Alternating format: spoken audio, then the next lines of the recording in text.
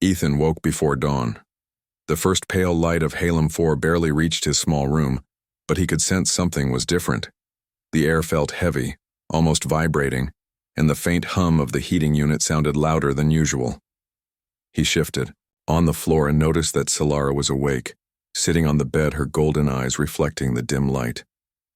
She was wrapped in his coat and blanket, still small and fragile-looking.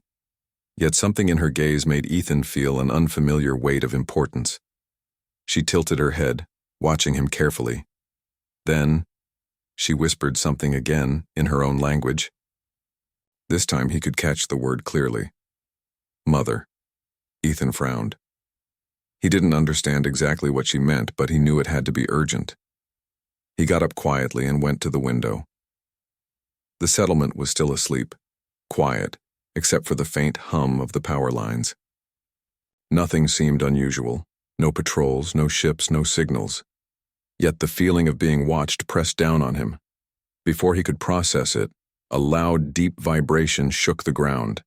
Ethan stumbled and grabbed the windowsill to steady himself. Outside, the sky was changing.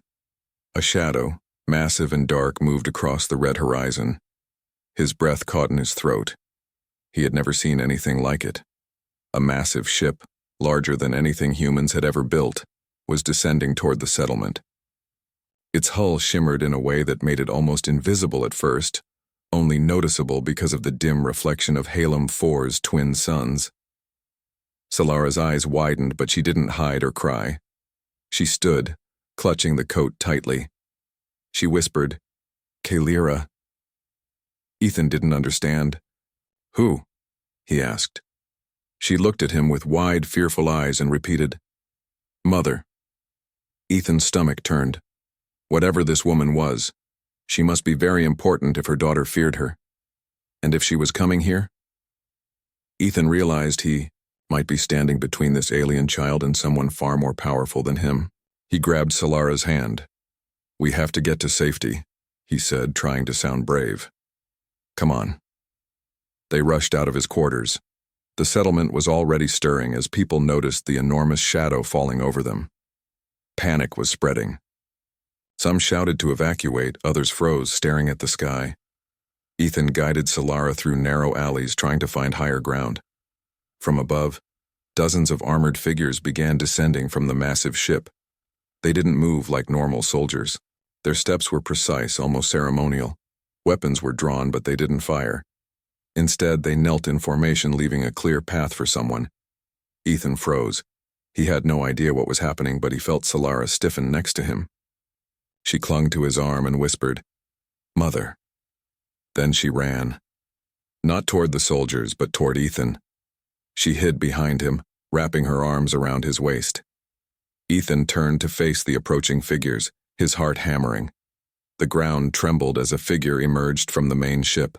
Towering, armored, and magnificent, she moved with confidence that demanded respect. Her eyes scanned the settlement, and then she paused. She froze. For the first time, her composure faltered. Solara peeked from behind Ethan, looking at the woman.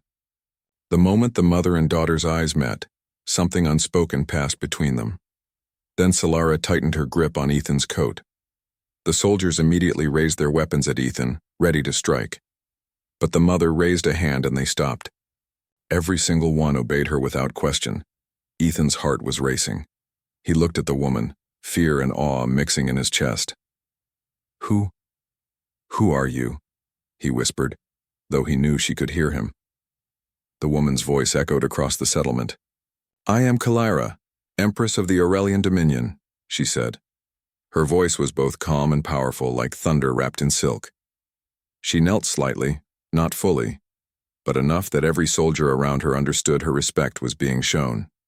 "And you, human, you have held my child. Who are you?" Ethan swallowed hard.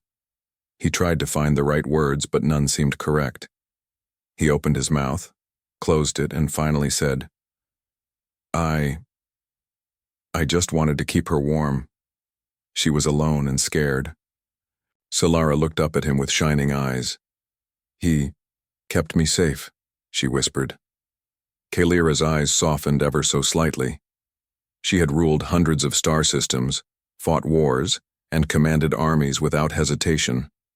Yet here, before a single human, she hesitated. Her child had chosen him, in some small, quiet way that no army, no weapon, no power could have forced. Ethan looked around at the soldiers, at the settlement, at the massive ship above them. He realized how small he was, how impossible the situation seemed, but he did not feel fear. Not for Solara, not for himself. His mind was simple and clear. He had to protect the child. Kalira finally stepped closer. Her armor glinted in the dim light, etched with symbols that told of victories, of conquests, and of power unimaginable to a human mind. She knelt fully, lowering herself closer to Ethan. "For saving her," she said, her voice calm. "You now stand under my protection. Speak your wish, human." Ethan froze. He could not believe it. A galaxy-renowned empress was speaking directly, to him, not as a conqueror, but as someone who recognized the importance of what he had done. He looked at Solara. Her small hands were still wrapped around his coat. She was safe for now. I just want her to be safe. To stay warm," Ethan said quietly. "That's all." Kalira studied him. She studied his face, his simple words, his calm honesty. No one had ever spoken to her this way. No one had ever asked anything but their own gain or power. Yet this human, small and fragile compared to her, had risked himself for her child. That mattered. That was enough. A silence fell over the settlement. The soldiers lowered their weapons. The humans watching from windows and alleys held their breath.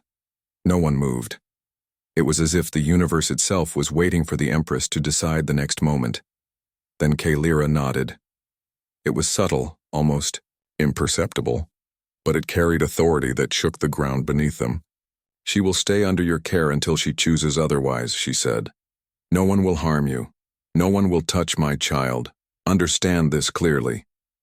Ethan nodded, hardly daring to speak. Solara looked up at him with tears in her eyes. He reached down and hugged her gently. She clung to him tightly, like she had finally found the warmth she had been searching for. Not just from his coat, but from his care. Kalira stepped back, signaling her soldiers to return to the ship. They moved with precision, leaving the settlement untouched, leaving Ethan and Solara alone for the first time in what could have been weeks, or years, for the young princess. Solara looked at her mother, then at Ethan. She whispered, "He saved me." Kalira's expression softened further. No words were needed. Every soldier and observer understood. This human had earned their respect in a way that no battle, no conquest, could. His bravery was quiet. His strength was simple. And yet, it was stronger than any weapon they had ever seen. Ethan and Solara walked back to his quarters hand in hand. The sun had begun to rise, casting a faint pink light across the red skies of Halem 4. For the first time that day, Ethan felt calm. He had faced something beyond his understanding, yet he had done the right thing. And the galaxy, one of the largest, most dangerous galaxies, had recognized it. Solara fell asleep on the bed, still wrapped in Ethan's coat. He watched her, thinking about the life she had left behind, the mother she would one day return to, and the world she had yet to discover. He realized that sometimes heroism was not about fighting wars or commanding armies. Sometimes it was simply about keeping someone warm when they needed it most. Outside, the massive ship of Empress Kalira disappeared into orbit, leaving a quiet sky and a human settlement that would forever remember the day a human wrapped a shaking alien girl in his coat and changed the future of the galaxy without firing a single shot. Ethan lay on the floor again, feeling tired but fulfilled. He glanced at the small, sleeping figure of Solara and smiled. He didn't know what the future would bring, other worlds, other dangers, but he knew one simple truth. Kindness, courage, and simple humanity could be the strongest forces in the universe. And for now, that was enough. The mining colony where he lived was not a place for quiet dreams. It was a dusty metal world built on gray rocks and loud machines. The sky was always covered in smoke from drilling towers. The ground rumbled every hour as miners broke into the planet's crust to pull out energy crystals that powered ships across the galaxy. Most children spent their days helping their parents carry tools or cleaning machines. Evan did the same. He did not complain. Life was hard for everyone, so complaining was useless. One evening, he was sent to the outer storage yard to bring back a box of repair bolts. The sun was almost gone, painting the sky in dark orange. Most workers had already returned home, so the storage yard was quiet. Metal containers stood in long rows like sleeping giants. Evan walked between them, kicking pebbles and humming to himself. Suddenly he heard a sound. It was soft, almost like a whisper, a shaky breath. He stopped walking and listened. Nothing. He took another step. There it was again. A tiny whimper, like someone trying not to cry. He turned toward the sound. Behind, one of the containers was a pile of discarded metal sheets. Something was hiding there. Evan was not brave by nature, but he was curious. Slowly, he walked toward the pile. When he got close, he saw movement. A small hand. Not human. His heart jumped. A girl was crouched behind the metal sheets. She looked around the same age as him, maybe slightly younger. Her skin was a pale blue, almost silver under the fading light. Her hair was long and white like snow. Her clothes were torn and her knees were bruised. She pressed herself against the ground like a cornered animal. Evan had seen aliens before, but only from a distance. Many alien workers were brought to the colony every month. Adults said they were contract laborers, but even a child could see the truth. They wore metal collars that buzzed if they tried to run. They were not paid. They were not free. But this girl had no collar. She was trembling like she had escaped from something terrible. Her golden eyes widened in fear as Evan approached. She looked like she wanted to run, but her legs were too weak. Evan raised both his hands slowly to show he meant no harm. "I'm not going to hurt you," he said quietly. She stared at his mouth, trying to understand his words. She did not speak much human language, but fear was universal. She understood tone. His voice was gentle. He knelt down and reached into his jacket pocket. He pulled out a soft bread roll that he had been saving for later. Slowly, he placed it on the ground and pushed it toward her. The girl's eyes followed the bread like a starving animal. She hesitated, then reached out quickly and grabbed it. She sniffed it once, then began eating in small bites, afraid it might be taken away. Evan sat cross-legged on the ground, not too close. He did not speak. He just watched her eat. She finished the bread within seconds. She looked at him again, still cautious, still ready to run. "My name is Evan," he said softly, pointing to himself. "Evan." She blinked, then pointed to herself and whispered, voice shaky and unsure. "Ra. Leora?" he repeated. She nodded. They sat there in silence, facing each other. She still trembled. Evan wanted to help her more, but he did not know how. She looked cold, so he took off his jacket and placed it beside her. She looked at it in confusion. He pushed it toward her. Slowly, she pulled it around her shoulders. Her shaking softened. Evan smiled a little. It was getting dark. He knew he had to go back or his mother would worry, but he could not leave her here alone. If any adult found her, they would send her back to whoever she escaped from. "Can you walk?" he asked. She tilted her head, not understanding. So he stood and offered his hand. She hesitated, then reached out and touched his palm with trembling fingers. Her hand was cold. He pulled her up slowly. She swayed but stayed standing. He still did not know where to take her. He could not bring her to his house. If his parents saw her, they would report it. Not because they were cruel, but because they were afraid. Helping escaped slaves was illegal. The colony law was strict. Anyone caught hiding one would be punished. But Evan was 9. He did not care about laws. He cared about the girl in front of him. "Come," he whispered. He led her to an old storage shed behind one of the unused buildings. It was dusty, full of broken tools and rusty pipes, but it was dry and hidden. He pushed open the creaky door and guided her inside. She looked around, hugging his jacket tightly. Evan found an old blanket and shook the dust off. He spread it on the floor like a bed. "You can stay here," he said, hoping she understood his gestures. She watched him carefully. He pointed to the blanket, then mimed sleeping. Finally, she nodded. He smiled. "I'll bring food tomorrow, okay?" She didn't reply, but her golden eyes softened. He took that as a yes. Before leaving, he pointed to her with determination. "Safe," he said, then pointed to himself. "I promise." She stared at him. Her lips moved slowly. "Promise?" she repeated, trying to copy his word. He nodded firmly. "Promise." Then he left. That night, Evan lay in bed thinking about her.